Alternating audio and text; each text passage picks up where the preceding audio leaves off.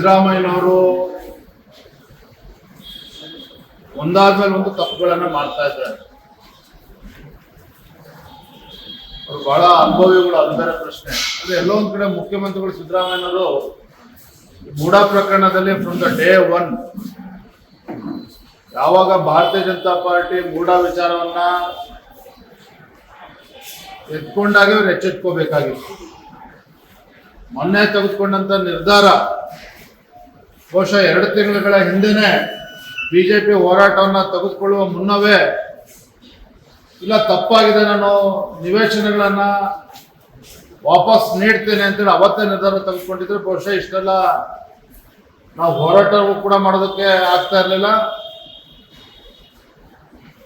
ಇಷ್ಟೊಂದು ರಾಜ್ಯಪಾಲರು ಸ್ಯಾಂಕ್ಷನ್ ಕೊಡ್ತಕ್ಕಂಥದ್ದು, ಹೈಕೋರ್ಟ್ ಅಲ್ಲಿ ಚೀಮಾರಿ ಹಾಕಿರ್ತಕ್ಕಂಥದ್ದು, ಸ್ಪೆಷಲ್ ಕೋರ್ಟ್ ಅಲ್ಲಿ ಇವತ್ತು ತನಿಖೆಗೆ ಆದೇಶ, ಇವೆಲ್ಲವೂ ಕೂಡ ಬಹುಶಃ ಅವಾಯ್ಡ್ ಮಾಡ್ಬೋದಿತ್ತು. ಆದ್ರೆ ಸಿದ್ದರಾಮಯ್ಯನವರು ಅದು ಯಾರು ಸಲಹೆ ಕೊಡ್ತಿದಾರೋ ನನಗಂತೂ ಅರ್ಥ ಆಗ್ತಾ ಇಲ್ಲ. ಬಹುಶಃ ಡಿ ಕೆ ಶಿವಕುಮಾರ್ ಅವರೇ ಸಲಹೆ ಕೊಡ್ತಾ ಇದ್ದಾರೆ ಅನ್ಕೊಳ್ತಾ ಇದ್ದಾರೆ. ಯಾಕೆಂತಂದ್ರೆ ಒಂದಾದ್ಮೇಲೆ ಒಂದು ತಪ್ಪುಗಳನ್ನ ಮಾಡ್ತಾನೆ ಇದ್ದಾರೆ. ಮೊನ್ನೆ ಅವರ ನಿರ್ಧಾರವೂ ಸಹ ಅವ್ರನ್ನ ಏನು ಇವತ್ತು FIR ರಿಜಿಸ್ಟರ್ ಆಗಿದೆ, ಲೋಕಾಯುಕ್ತ ಪೊಲೀಸ್ FIR ರಿಜಿಸ್ಟರ್ ಮಾಡಿದ್ದಾರೆ. ಮತ್ತೊಂದು ಕಡೆ ಸ್ನೇಹಮಯಿ ಕೃಷ್ಣ ಅವರು ಲೋಕಾಯುಕ್ತ ತನಿಖೆಯಿಂದ ಸಾಧ್ಯ ಆಗೋದಿಲ್ಲ, ಅದು CBI ತನಿಖೆ ಆಗ್ಬೇಕು ಅಂತೇಳಿ ಅರ್ಜಿಯನ್ನು ಕೂಡ ಹೈಕೋರ್ಟ್ ಅಲ್ಲಿ ಸಲ್ಲಿಸಿದ್ದಾರೆ. ಇದು ಯಾವುದರಿಂದನೂ ಕೂಡ ಬಹುಶಃ ಸಿದ್ದರಾಮಯ್ಯನವರು ಬಚಾವ್ ಆಗೋದಕ್ಕೆ ಸಾಧ್ಯ ಆಗ್ತದೆ ಅಂತ ನನಗಂತೂ ಕಾಣೋದಿಲ್ಲ. ನಿವೇಶನಗಳನ್ನ ವಾಪಸ್ ಕೊಡ್ತೇನೆ ಅಂತೇಳಿ ಅವರ ಶ್ರೀಮತಿಯವರು ಬರೆದಿರ್ತಕ್ಕಂಥ ಪತ್ರ ಲೆಸ್ ದನ್ 24 ಅವರ್ಸ್ 24 ಗಂಟೆನೂ ಕೂಡ ಆಗಿಲ್ಲ. ಅಷ್ಟರೊಳಗೆ ಮೂಡಾದವರು ಖಾತಾನ ಕ್ಯಾನ್ಸಲ್ ಮಾಡ್ತಾರೆ ಅಂತ ಹೇಳಿದ್ರೆ ಬಹುಶಃ ಇದನ್ನು ಕೂಡ CBI ತನಿಖೆಗೆ ಪೂರಕವಾಗಿ ಘಟನೆಗಳು ನಡೆದಿದೆ ಅಂತೇಳಿ ನನ್ನ ಭಾವನೆ. ಹಾಗಾಗಿ ಸ್ನೇಹಮಯ ಕೃಷ್ಣ ಏನ್ ಹೇಳಿದ್ದಾರೆ ಅಂತ ಹೇಳಿದ್ರೆ, ಯಾತಕ್ಕೋಸ್ಕರ ಲೋಕಾಯುಕ್ತ ತನಿಖೆ ಬೇಡ, CBI ತನಿಖೆ ಬೇಕು ಅಂತೇಳಿ ಯಾಕೆ ಅವರು ಪ್ರತಿಪಾದನೆ ಮಾಡ್ತಾ ಇದ್ದಾರೆ ಅಂತ ಹೇಳಿದ್ರೆ, Siddaramaiah is a powerful politician, is a powerful chief minister. ಹಾಗಾಗಿ ಯಾವುದೇ ಕಾರಣಕ್ಕೂ ಲೋಕಾಯುಕ್ತ ತನಿಖೆ ಸಾಧ್ಯ ಇಲ್ಲ ಅಂತ ಹೇಳಿ ಭಾರತೀಯ ಜನತಾ ಪಾರ್ಟಿಯು ಸಹ ನಾವು CBI ತನಿಖೆ ಒತ್ತಾಯ ಮಾಡ್ತಾ ಇರ್ತಕ್ಕಂಥ ಉದ್ದೇಶವೂ ಕೂಡ ಇದೇನೆ. ಸಿದ್ದರಾಮಯ್ಯನವರು ಮುಖ್ಯಮಂತ್ರಿ ಸ್ಥಾನಕ್ಕೆ ತಕ್ಷಣ ರಾಜೀನಾಮೆ ಕೊಡಬೇಕು, ಅವರೇ CBI ತನಿಖೆ ಕೊಡಬೇಕು ಅಂತೇಳಿ ಕೂಡ ನಾವು ಆಗ್ರಹವನ್ನು ಮಾಡ್ಕೊಂಡು ಬಂದಿದ್ದೇವೆ. ಅಂದ್ರೆ ಎಲ್ಲೋ ಒಂದ್ ಕಡೆ ಸಿದ್ದರಾಮಯ್ಯನವರು ಅವರ ನಡವಳಿಕೆ, ಅವರ ಬಂಡತನ, ಅವರ ತಪ್ಪು ನಿರ್ಧಾರಗಳು ಎಲ್ಲವೂ ಕೂಡ ಅವರಿಗೆ ಬರೋದ್ರಿಂದಲೇ ಕಂಟಕ ಆಗ್ತದೆ. ಅದ್ರಲ್ಲಿ ಏನು ಸಂಶಯ ಬೇಡ.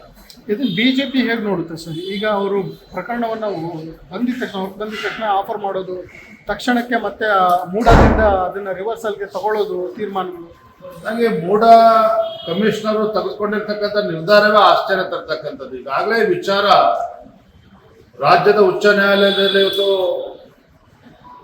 ಅಲ್ಲಿಂದ ಜಡ್ಜ್ಮೆಂಟ್ ಕೂಡ ಬಂದಿದೆ, ತೀರ್ಪು ಕೊಟ್ಟಿದ್ದಾರೆ. MP MLA ಕೋರ್ಟ್ ಕೂಡ ಇವತ್ತು ತನಿಖೆಗೆ ಆದೇಶ ಮಾಡಿದೆ. ಮುಖ್ಯಮಂತ್ರಿಗಳ ಧರ್ಮಪತ್ನಿ ಪತ್ರ ಬರೆದಿದ್ದಾರೆ ಅನ್ನುವ ಒಂದೇ ಒಂದು ಕಾರಣಕ್ಕೆ ಯಾವ ಆಧಾರದ ಮೇಲೆ ಒಬ್ಬ ಮೂಡಾ ಕಮಿಷನರ್ ಇದನ್ನ ಖಾತಾನ ಕ್ಯಾನ್ಸಲ್ ಮಾಡಿದ್ದಾರೆ ಅಂತ ಹೇಳ್ತಕ್ಕಂಥ ದೊಡ್ಡ ಪ್ರಶ್ನೆ ತೆಗೆದಿರ್ತಕ್ಕಂಥದ್ದು. ಹಾಗಾದ್ರೆ ಹೈಕೋರ್ಟಿನ ತೀರ್ಪಿಗೆ MP MLA ಕೋರ್ಟ್ ಕೊಟ್ಟಿರ್ತಕ್ಕಂಥ ಆದೇಶಕ್ಕೆ ಕವಡೆ ಕಾಸಿನ ಕಿಮ್ಮತ್ತು ಇಲ್ಲ ಅಂತ ಕಾಣ್ತದೆ. ಹಾಗಾಗಿ ಇವ್ರೇನು ಮೂಡಾ ಅಧಿಕಾರಿಗಳು ತೆಗೆದುಕೊಂಡಿರ್ತಕ್ಕಂಥ ಆದೇಶವು ಕೂಡ ಏನು ಖಾತಾವನ್ನ ಕ್ಯಾನ್ಸಲ್ ಮಾಡಿದರೆ ಇದು ಕೂಡ ಕಾನೂನು ಬಾಹಿರನೇ, ಮಾಡೋದಕ್ಕೆ ಸಾಧ್ಯ ಇಲ್ಲ ನನ್ನ ಪ್ರಕಾರ.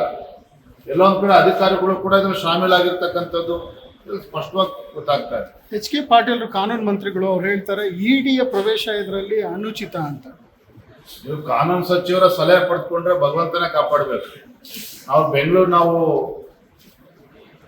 ಹಿಂದಿನ ಅಧಿವೇಶನ ಸಂದರ್ಭದಲ್ಲಿ ವಿಧಾನಸಭೆ ಮತ್ತು ವಿಧಾನ ಪರಿಷತ್ನಲ್ಲಿ ಮೂಡಾ ಪ್ರಕರಣ ಚರ್ಚೆ ಆಗ್ಬೇಕು ಅಂತ ಹೇಳಿದಾಗ ಇದೇ ಕಾನೂನು ಸಚಿವರು ನಮ್ಗೆ ಹೇಳಿದ್ರು, ಸದನದಲ್ಲಿ ಭಾಷಣ ಮಾಡಿದ್ರು, ಏನ್ರಿ ವಿಪಕ್ಷದವರು ನಿಮ್ಗೆ ಅರ್ಥ ಆಗೋದಿಲ್ವಾ? ಈಗಾಗಲೇ ರಾಜ್ಯ ಸರ್ಕಾರ 1 ಮ್ಯಾನ್ ಎನ್ಕ್ವೈರಿ ಕಮಿಷನ್ ಅನ್ನ ಸ್ಥಾಪನೆ ಮಾಡಿದೆ. 1 ಮ್ಯಾನ್ ಎನ್ಕ್ವೈರಿ ಕಮಿಷನ್ ಆದೇಶ ಮಾಡಿದಾಗ ಇದ್ರ ಬಗ್ಗೆ ಚರ್ಚೆ ಮಾಡೋದಕ್ಕೆ ಸಾಧ್ಯ ಇಲ್ಲ ಸದನದಲ್ಲಿ ಅಂತ ಹೇಳಿ ಭಾಷಣ ಬಿಗಿದಿದ್ರು. ಏನಾಗಿದೆ ಪರಿಸ್ಥಿತಿ? ಬಹುಶಃ ಈ ರೀತಿ ಏನು ರಾಂಗ್ ಅಡ್ವೈಸ್ಗಳೇನಿದೆ, ಬಹುಶಃ ಫ್ರಮ್ ದ ಡೇ ಒನ್ ಸರ್ಕಾರ ಒನ್ ಮ್ಯಾನ್ ಎನ್ಕ್ವೈರಿ ಕಮಿಷನ್ ಅನ್ನ ಸ್ಥಾಪನೆ ಮಾಡಿರ್ತಕ್ಕಂಥದ್ದು, ತದನಂತರದಲ್ಲಿ ಈ ರೀತಿ ಏನು ನಡೀತಾ ಇದೆ ನಿರ್ಧಾರಗಳು ಎಲ್ಲವೂ ಕೂಡ ಒಂದಾದ್ಮೇಲೆ ತಪ್ಪುಗಳು ಆಗ್ತಾ ಇದೆ. ಒಂದಂತೂ ಸತ್ಯ, ನೀವು ಬರೆದಿಟ್ಕೊಳ್ಳಿ, ನಾನು ಹೇಳ್ತಾ ಇದ್ದೇನೆ, ಮೊನ್ನೆ ದಿನ ಮುಖ್ಯಮಂತ್ರಿಗಳ ಕುಟುಂಬಸ್ಥರು ತಪ್ಪಿಕೊಂಡಿರ್ತಕ್ಕಂಥ ನಿರ್ಧಾರ, ನಾವು ನಿವೇಶನಗಳನ್ನ ವಾಪಸ್ ಹಿಂದಿರುಗಿಸ್ತಾ ಇದ್ದೇವೆ ಮೂಡಾಗೆ ಅಂತೇಳಿ ಪತ್ರ ಬರೆದಿದ್ದಾರೆ. ತದನಂತರದಲ್ಲಿ ಮೂಡಾ ಕಮಿಷನರ್ ಅವರು ಬಹಳ ಪ್ರಾಮಾಣಿಕವಾಗಿ ಬೆಳಗ್ಗೆ ಬಂದಂತ ಪತ್ರಕ್ಕೆ ಸಂಜೆ ಒಳಗೆ ಖಾತಾವನ್ನ ಕ್ಯಾನ್ಸಲ್ ಮಾಡಿದ್ದಾರೆ. ಯಾವು ಕೂಡ ಮುಖ್ಯಮಂತ್ರಿಗಳ ಕುಟುಂಬ ಕಾನೂನು ಕುಣಿಕೆಯಿಂದ ತಪ್ಪಿಸ್ಕೊಳ್ಳೋದಕ್ಕೆ ಸಾಧ್ಯ ಇಲ್ಲ. ತಪ್ಪಿಗಾಗಲೇ ನಡೆದು ಹೋಗಿದೆ, ಅಕ್ರಮ ಈಗಾಗಲೇ ಆಗಿದೆ. 98ರಿಂದ 2022-23ವರೆಗೂ ಕೂಡ ಅಕ್ರಮಗಳು ನಡೆದಿದೆ. ಇದ್ಯಾವುದನ್ನು ಕೂಡ ಅದನ್ನ ಸರಿಪಡಿಸೋದಕ್ಕೆ ಸಾಧ್ಯ ಇಲ್ಲ. ಈಗಾಗಲೇ ತಪ್ಪು ಎಸಗ ಆಗಿದೆ. ಮುಂದೆ ಯಾವ ರೀತಿ ತನಿಖೆ ಆಗ್ತದೆ, ತನಿಖೆಯಲ್ಲಿ ಎದುರಿಸಲೇಬೇಕಾಗ್ತದೆ.